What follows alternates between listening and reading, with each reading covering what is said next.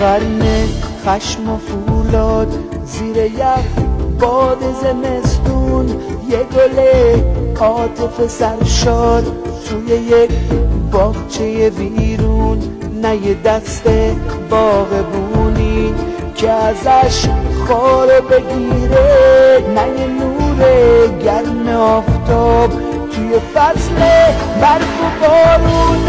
شقایق گل قصه با تو هم سنگر راهم توی رگبار زمستون، یاد تو پشت و پناهم. اگه تنهایی و غصه از تو امید رو گرفته، ابر امید سپیدی دشمن شب سیاهم. شقایق شقایق شقایق گل قصه. شقایق شقایق شقایق گل قصه.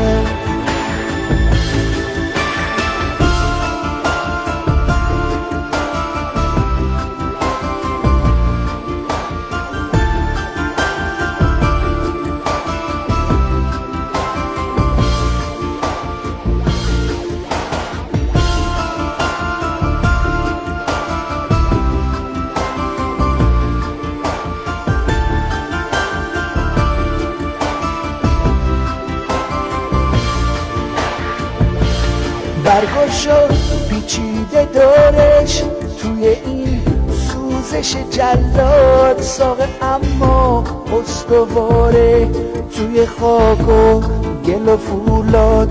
خواب آزادی رویش پیچیده تو رگ و ریشش، بیقرار اما صبوره، خسته از این همه بیداده. شقایق گل قصه با تو هم سنگر راهم توی رگبار زمستون، یاد تو پشت و پناهم.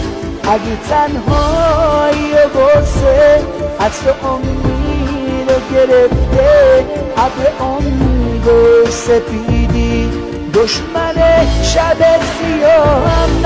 شقایق شقایق شقایق گل قصه. شقایق شقایق شقایق گل قصه. شقایق شقایق شقایق گل قصه. شقایق شقایق شقایق گل قصه.